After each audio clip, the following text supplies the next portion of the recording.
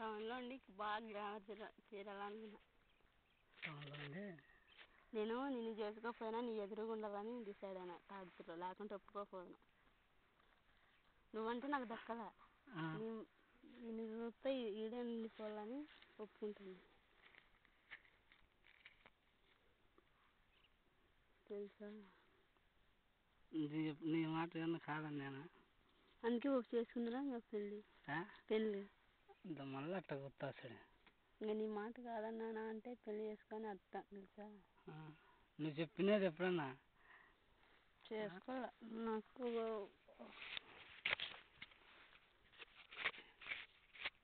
నా లైఫ్ వేరే వాళ్ళతో సుఖపెట్టుకోవాలి, నీతో సుఖపెట్టుకోదు. నీకు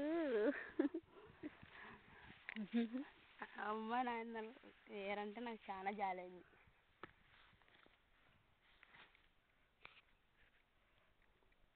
అని ఫోన్ పని చేయలేదు. ఉన్నాడులే కదా పిల్లగాడు. ఇంతసేపు అని అంటారు. అదే పొమ్మన్నామని పొమ్మని చెప్పాక ఏమి బండికోలేదు రోజు ఏమలే.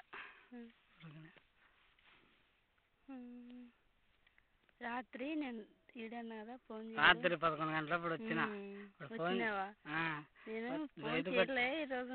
అప్పటికి ఇంకా మేలుకొని సినిమా చూస్తాను నేను. అప్పుడే స్విచ్ ఆఫ్ చేసుకుంటే నీకు ఫోన్ చూసినా స్విచ్ ఆఫ్ అవుతుంది. మళ్ళీ చెప్తే ఎవరు అంటారని కానీ వీళ్ళు లేస్తారని నేను రాత్రి సరిగ్గా నిద్రలే.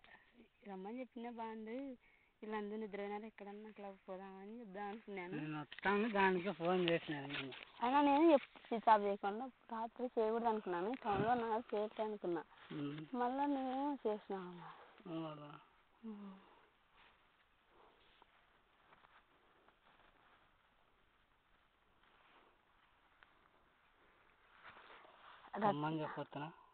రత్న మిషన్కి నేర్చుకునేది అట్లా పోదాం.